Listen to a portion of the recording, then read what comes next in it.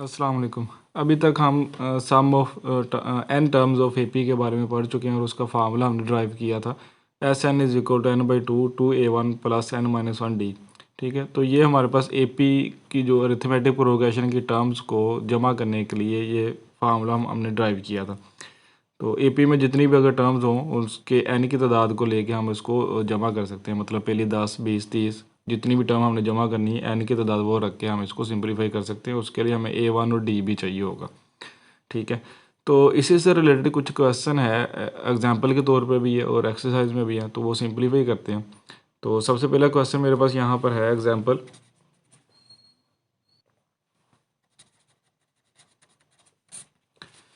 Find the sum of all integers between 0 and 100 which are not divisible by 5। तो 0 से लेकर 100 तक हमने इंटीजर्स लेने हैं जो 5 पे तकसीम नहीं होते। ठीक है, तो उन इंटीजर्स का सम फाइंड करना है।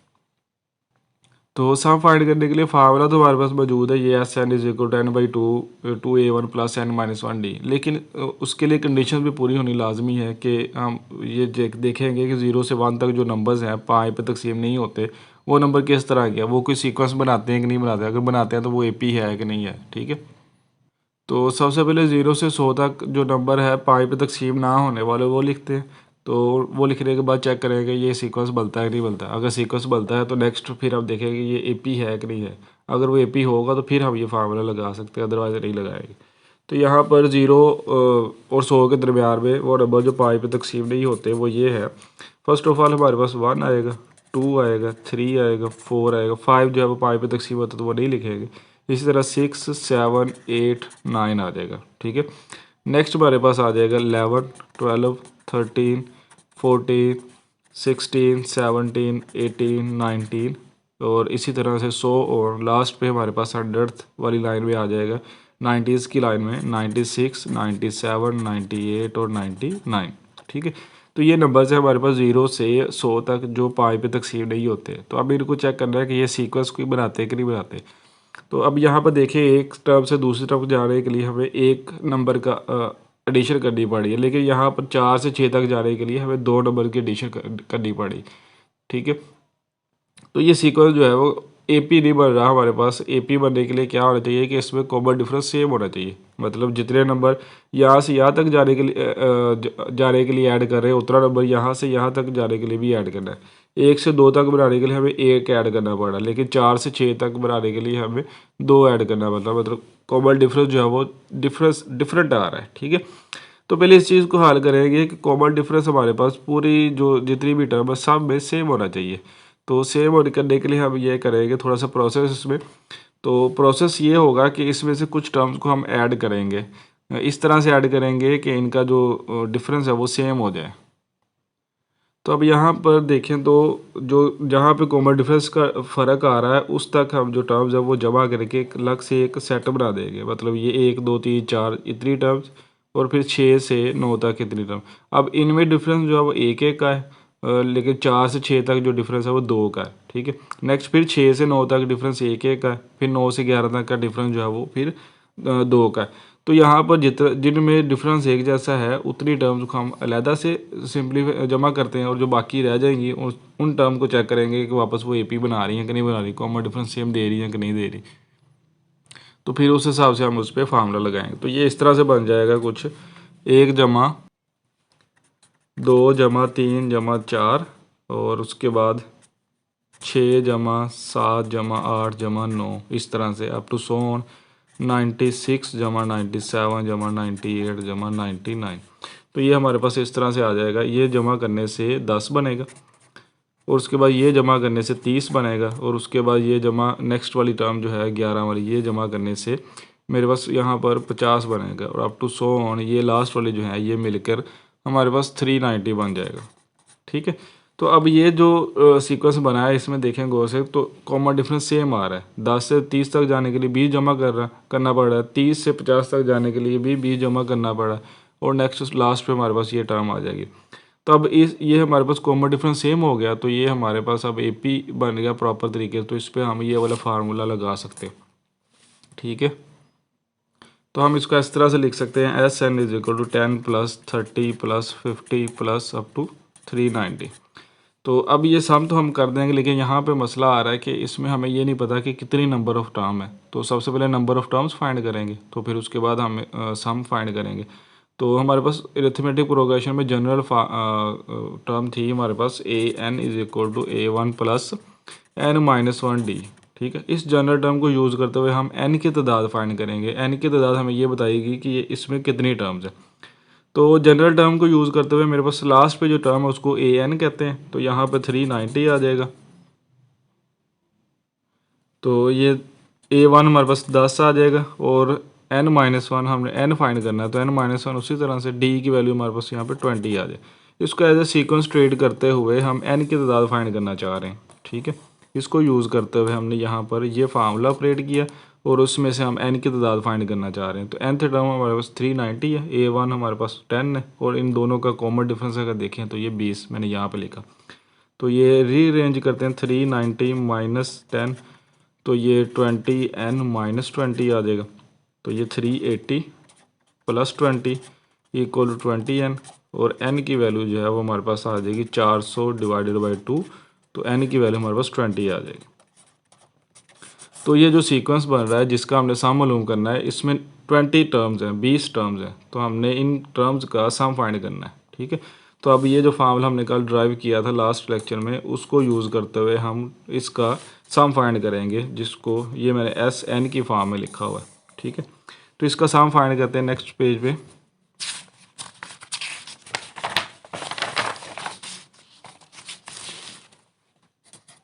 SN is equal to 10 plus 30 plus 50 to to 390 और ये A1 हमारे पास 10 है, D जो है वो 20 है और n की वैल्यू अभी हमने पीछे फाइंड की है, जो n की वैल्यू है वो 20 है। तो SN का फार्मूला हमारे पास SN is equal to n/2 2A1 plus N-1D, ठीक है। तो इसको यूज़ करते हुए मेरे पास n की वैल्यू 20/2, 2A1 की वैल्यू 10 है प्लस n की वैल्यू 20 -1 और D की वैल्यू भी 20, ठीक है। तो ये आ जाएगा 20/2 10 आ जाएगा, ये 20 आ जाएगा और ये 19 × 20 प्लस 380 आ जाएगा। तो ये 10 × 400 आ जाएगा। तो ये फाइनल आंसर जो है हमारे पास 4000। तो S20 यानी कि 20 टर्म का सम जो है वो हमारे पास 4000 आ जाएगा, ठीक है जी। तो इसी तरह से एक नेक्स्ट एग्जांपल है मेरे पास यहाँ पर, सम दी सीरीज़ हमारे पास यहाँ पर है 1 जमा 3 माइनस 5 जमा 7 जमा 9 माइनस 11 और plus 13 plus 15 minus 17 plus on और अप टू प्लस 3n, ठीक है। तो ये हमारे पास एक सीरीज़ है, इसको सम करना है। तो यहाँ पर अगर देखें हम 1 से 3 तक जाने के लिए, 3 से 5 तक जाने के लिए कॉमन डिफरेंस तो सेम है, लेकिन यहाँ पर सिंबल का प्रॉब्लम आ रहा है और यहाँ पर लास्ट पे 3n भी लिखा हुआ है, ठीक है। तो इस चीज़ को हल करने के लिए क्या करते हैं, पहले हम 3 टर्म को एक सेट के तौर पर लेते हैं, ठीक है। तो इस तरह करने से ये होगा कि ये जो 3n है ये 1n बन जाएगा, मतलब सिंपल n बन जाएगा। और यहाँ पे जो सिंबल का फ़र्क आ रहा है, जमा जमा माइनस, जमा जमा माइनस, तो ये भी क्लियर हो जाएगा। तो इसको एक सेट के तौर पर, इसको एक सेट के तौर पर, इसको एक सेट के तौर पर लेने से ये जो 3n है ये 1n यानी कि सिंपल n में कन्वर्ट हो जाएगा। तो ये 1 + 3 4 -5, तो ये -1 आ जाएगा, प्लस 9 + 7 प्लस -11, तो ये सिंपलीफाई होके हमारे पास 5 बन जाएगा। और यहाँ पे 13 + 15 - 17, ये सिंपलीफाई होके सिंपल 11 आ जाएगा और plus up to so on plus 3n आ जाएगा, ठीक है। ये 3n की जगह पे सिंपल n आ जाएगा, ठीक है। तो अब यहाँ पे आप देख सकते हैं कि सिंबल जो प्लस प्लस माइनस था ये डिफरेंस भी ख़त्म हो गया और ये 3n वाला जो फ़र्क है ये भी ख़त्म हो गया। तो अब यहाँ पे चेक करना है कि ये इसका कॉमन डिफरेंस सेम आ रहा है कि नहीं आ रहा है। तो यहाँ पर 11 - 5 करें तो 6 आता है, और 5 माइनस 1 करें तब भी 6 आता है, ठीक है। तो इसका मतलब कॉमन डिफरेंस सेम है। तो अब हम इसको सम कर सकते हैं। तो A1 हमारे पास यहाँ पर -1 है, D जो है वो 11 माइनस 5 कर लें तब भी 6 ही आना है, 5 -1 कर लें तब भी 6 ही आना है। तो D इन सिंपल 6 आएगा।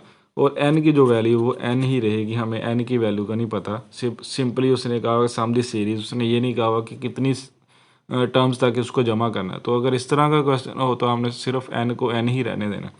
तो फार्मूला हमारे पास जो मौजूद है Sn is equal to n/2 2a1 plus n-1d।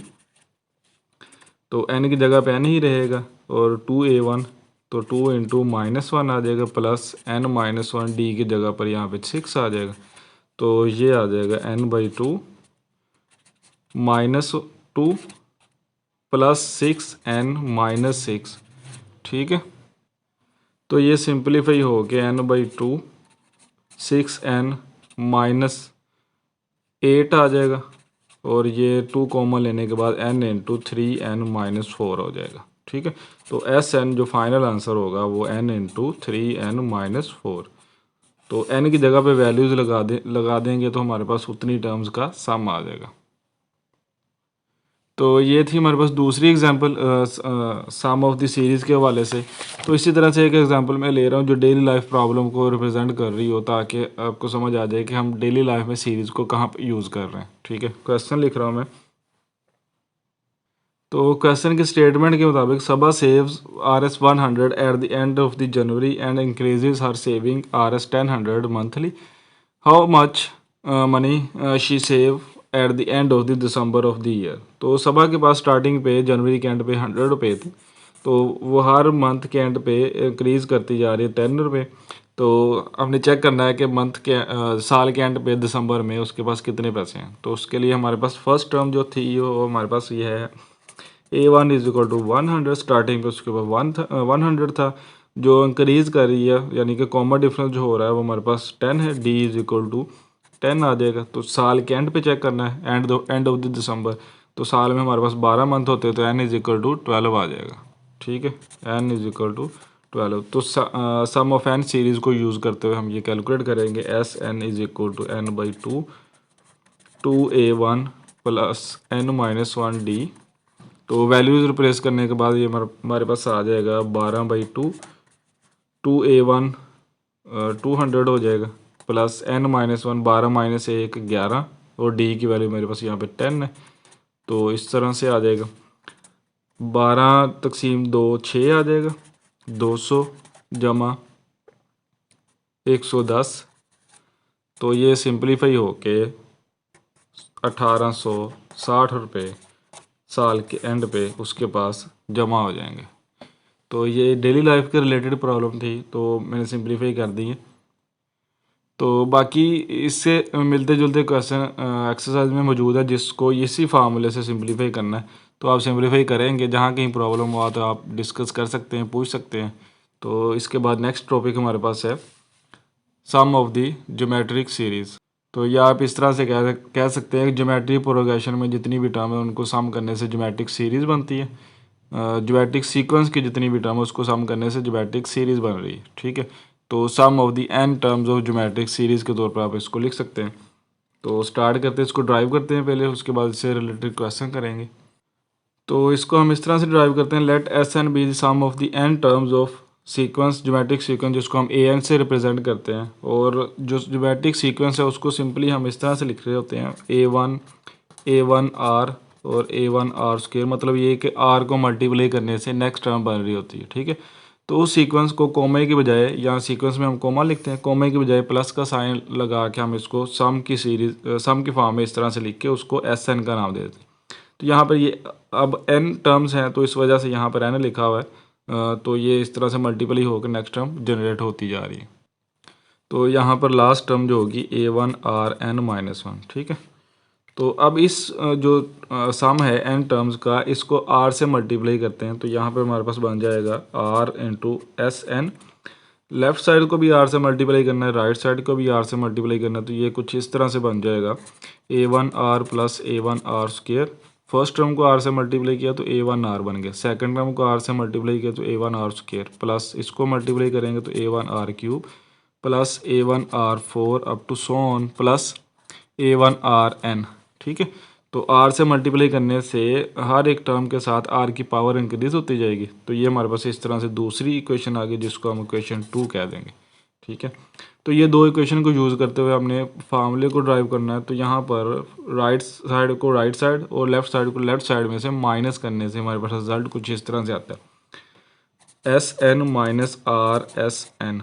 ठीक है, ये माइनस ये करेंगे तो ये इस तरह से बनेगा a one minus A one are.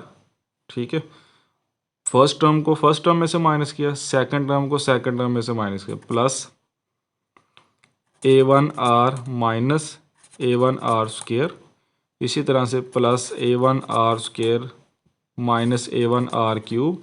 ये माइनस साइन जो ये यहाँ पर इस इक्वेशन या सीक्वेंस को माइनस करने की वजह से आ रहा है। ठीक है, तो इसी तरह से प्लस सो ऑन लास्ट तक जाएगा और लास्ट पे हमारे पास आ जाएगा a one are n plus में और minus A one are n आ जाएगा। ठीक है, तो यहाँ पर अब गौर करें तो जब हम माइनस टर्म कर रहे हैं तो अगली टर्म में वही टर्म प्लस में आ रही, मतलब ए वन आर इधर माइनस में है तो नेक्स्ट में उसका ऑपोजिट सिंबल के साथ आ रहा है प्लस ए वन आर। ठीक है, इसी तरह यहाँ पर minus A one are square है तो यहाँ पर प्लस में ए वन आर स्क्वेयर आ रहा है। तो इसी तरह से ये जो टर्म्स हैं आपस में कैंसिल होती जाएंगी, ये इससे कैंसिल हो जाएगा, ये इससे कैंसिल हो जाएगा, ये नेक्स्ट जो टर्म होगी उससे कैंसिल हो जाएगा। तो यहाँ पर ये जो टर्म है ये भी कैंसिल हो जाएगी, पीछे कहीं इसी से रिलेटेड ऑपोजिट साइन वाली आ रही, जैसे ये पीछे सीक्वेंस में देखें ए वन आर के साथ पॉजिटिव सिंबल वाली तो उससे पहले माइनस वाली आ रही। ठीक है, तो इसी तरह ये पॉजिटिव सिंबल है तो इससे पहले माइनस वाली कहीं पे आ रही होगी तो उससे कैंसिल हो जाएगी। तो फाइनल आंसर जो हमारे पास आएगा वो कैंसिल होने के बाद a one minus A one are n, ये फर्स्ट टर्म बच जाएगी और ये लास्ट टर्म बच जाएगी। तो s N minus R S n जो है ये हमारे पास इस तरह से ये बचेगा। तो ये हमारे पास रीअरेंज करने से इस तरह से आ जाएगा S N minus R S N is equal to A one minus A one are N. तो इसमें से ए वन कॉमन आएगा, इधर से एस एन कॉमन आएगा, तो इस तरह से मैं अरेंज करके लिख रहा हूँ इसको, s n into one minus r equal to A one one minus are N. तो एस एन हमारे पास आ जाएगा a one into one minus r divided by one minus R.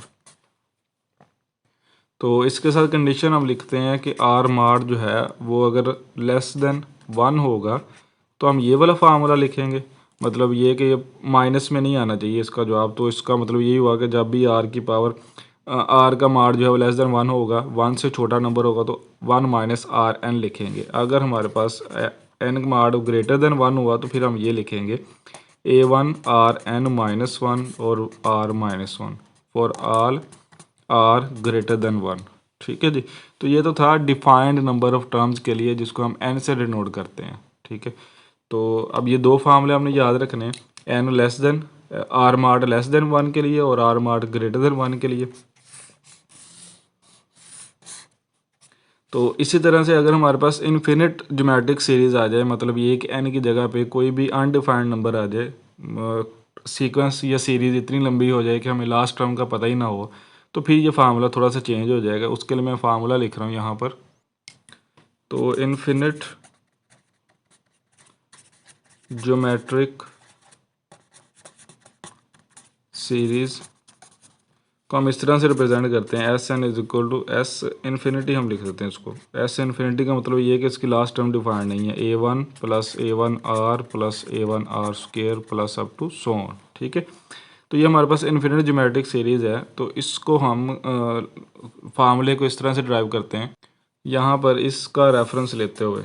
ठीक है, तो यहाँ पर आर एन जो है ये हमारे पास लेस देन आर का मार्ड जो है वो less than one, r mod less than one. तो यहाँ पर हम इस कंडीशन को यूज़ करेंगे कि आर की पावर एन जो है वो greater than approaches to zero.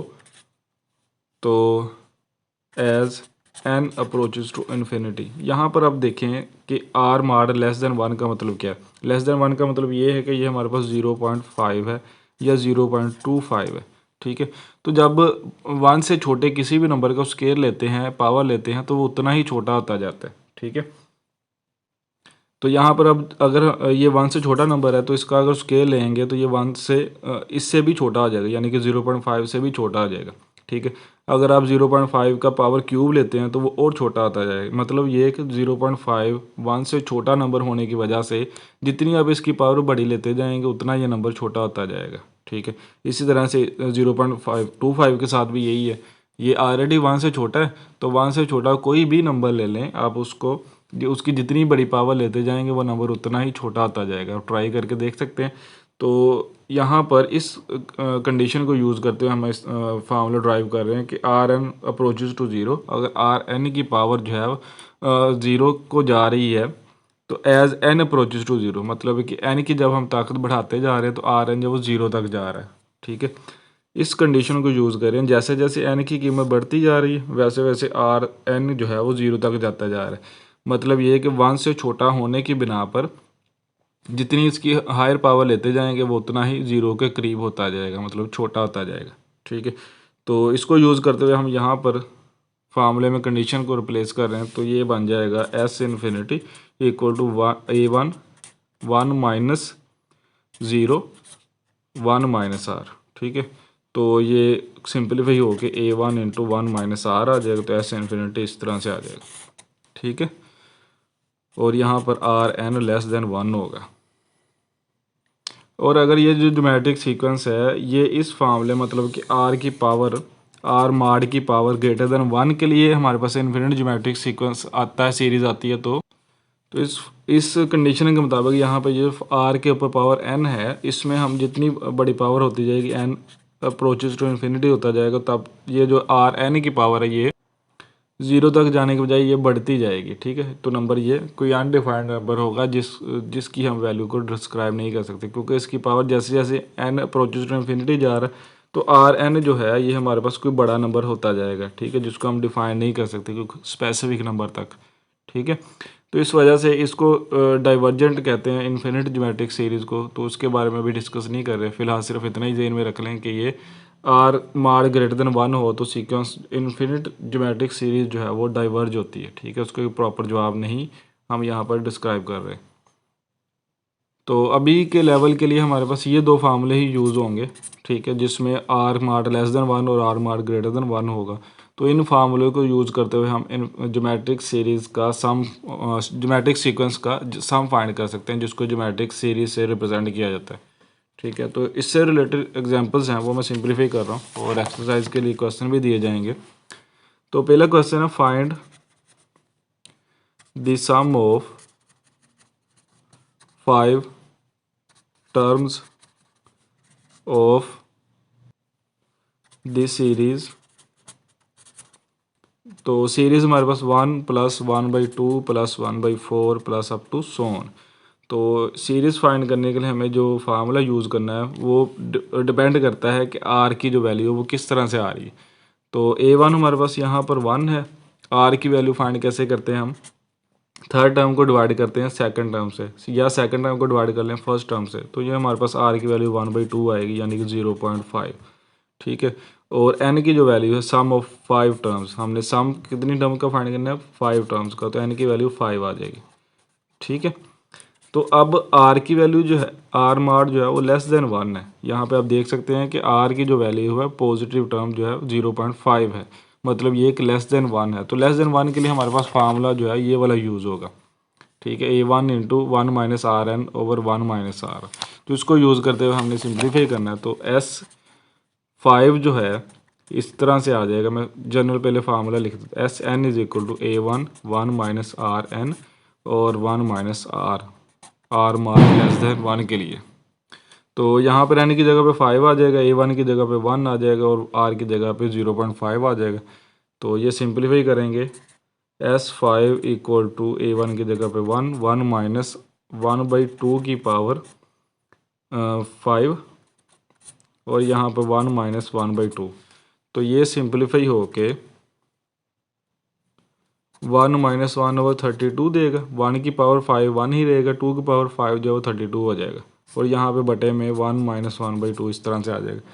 तो इसका एलसीएम लेकर सिंप्लीफाई करते हैं 32 माइनस 1/32 और ये डिवाइडेड बाय 2 माइनस 1/2, तो ये आ जाएगा 31/32 और डिवाइडेड बाय 1/2। तो या आप इसको ऐसे भी लिख सकते हैं 31/32 तकसीम 1/2।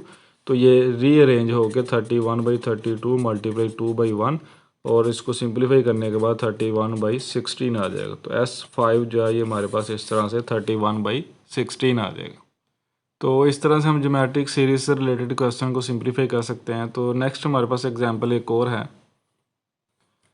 तो स्टेटमेंट के मुताबिक पूछा गया है कि A10 और S10 फाइंड करना है, जो जबकि हमें ज्योमेट्रिक प्रोग्रेशन जो दिया गया है वो ये दिया गया है 3 + 6 + 12 up to so on is geometric progression. ठीक है, हमने A10 और S10 मतलब सम ऑफ 10 टर्म और 10वीं टर्म हमने फाइंड करनी है। ठीक है, सम ऑफ 10 टर्म और 10वीं टर्म में क्या फ़र्क है? सम ऑफ 10 टर्म का मतलब ये है कि ये 10 तक टर्म्स को जमा करने के बाद आ रहा है।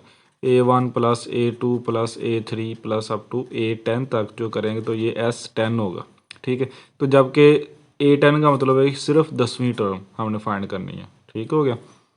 तो यहाँ पर हम ज्योमेट्रिक प्रोग्रेशन की बात कर रहे हैं। तो ज्योमेट्रिक प्रोग्रेशन में हमारे पास कॉमन रेशो होती है जिसको R से रिप्रेजेंट कर रहे होते हैं।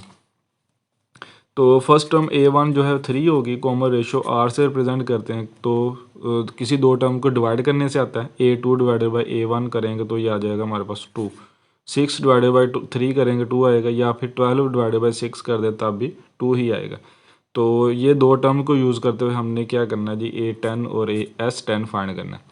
A10 के लिए हमारे पास जनरल फार्मूला मौजूद है जिस जो कि ज्योमेट्रिक प्रोग्रेशन का है, AN = A1 RN-1।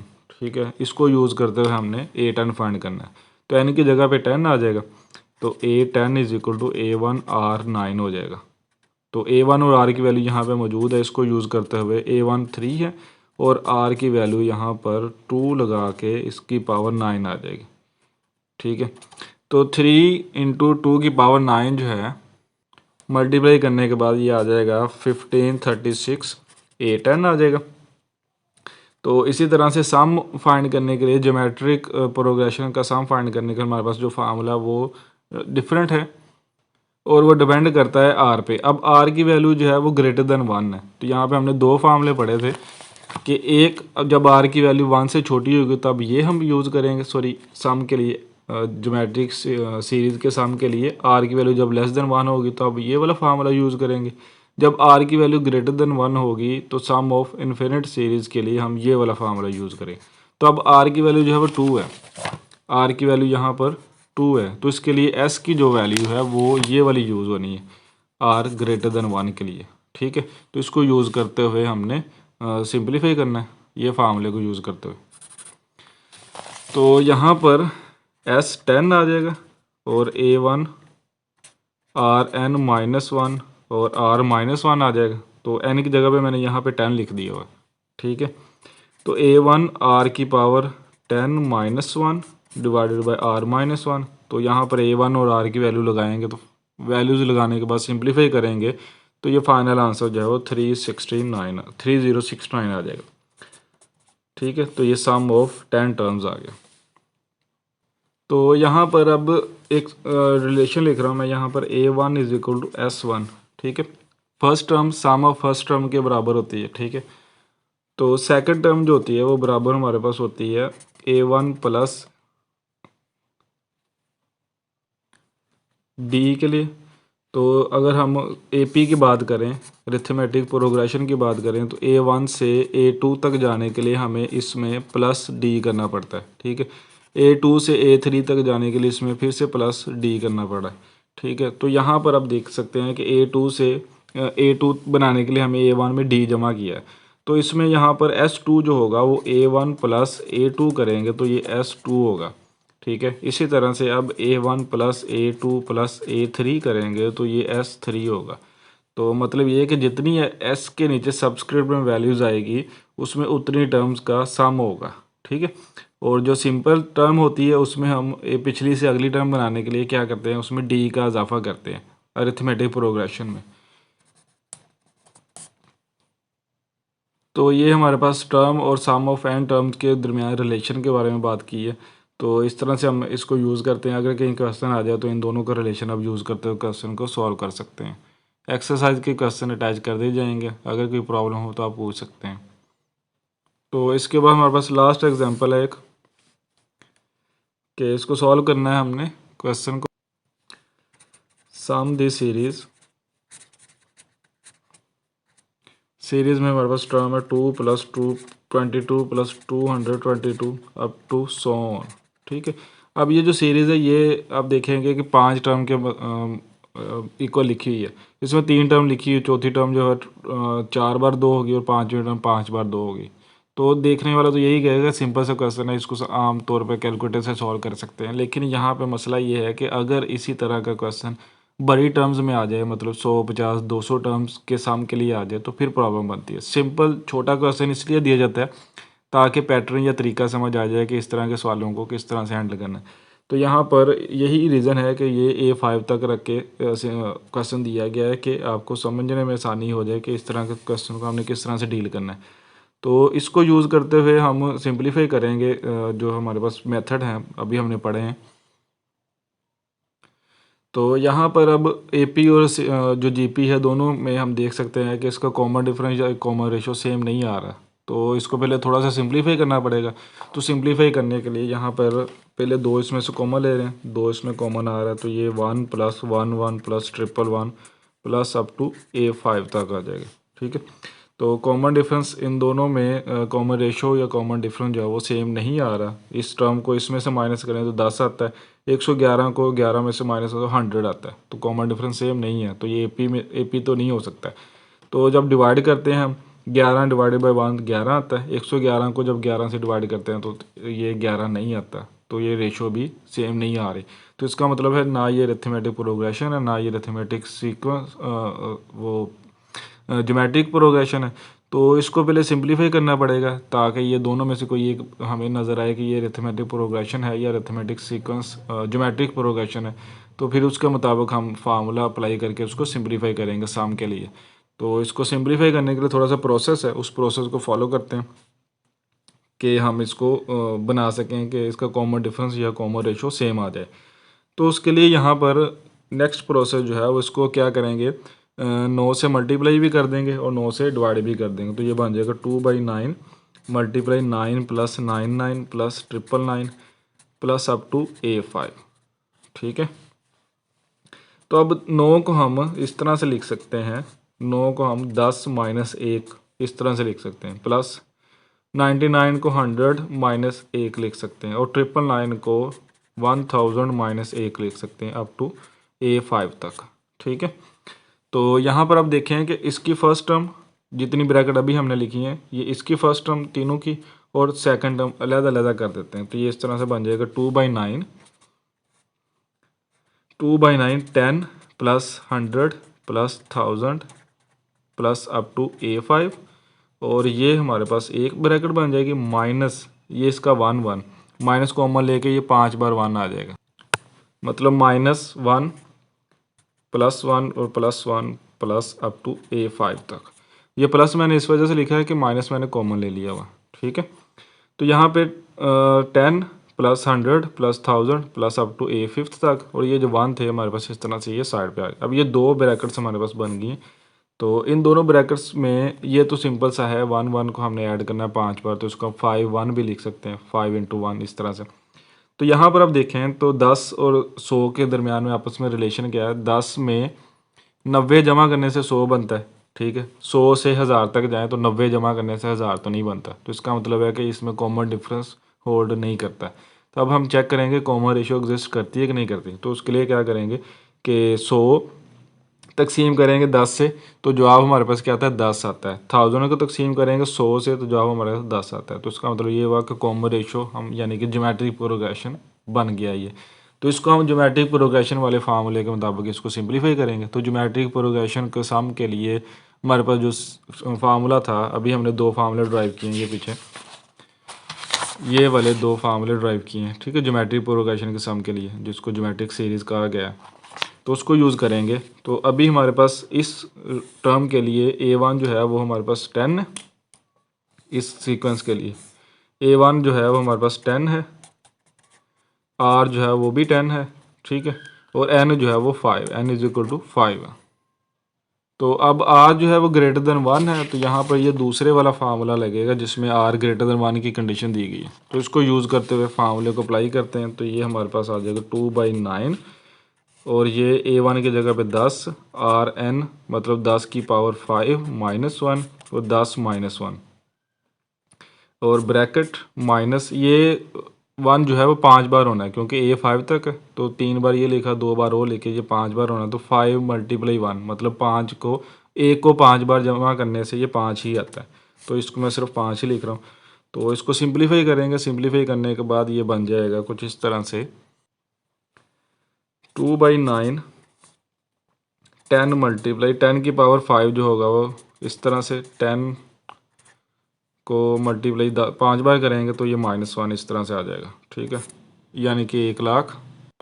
तकसीम करेंगे इसको 10 - 1 9 से, -5 2/9 10 ये आ जाएगा हमारे पास 9 5 बार और डिवाइडेड बाय 9 -5।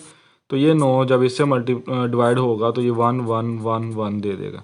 तो ये 2/9 10 × 5 बार 1 और -5।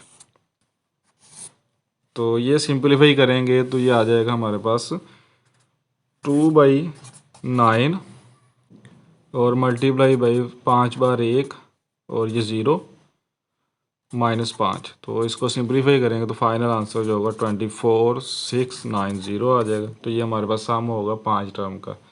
तो एक्सरसाइज के क्वेश्चन अटैच कर रहा हूँ। आज के लिए इतना ही, मिलते हैं नेक्स्ट वीडियो में। अपना ख्याल रखिएगा। अल्लाह हाफिज़।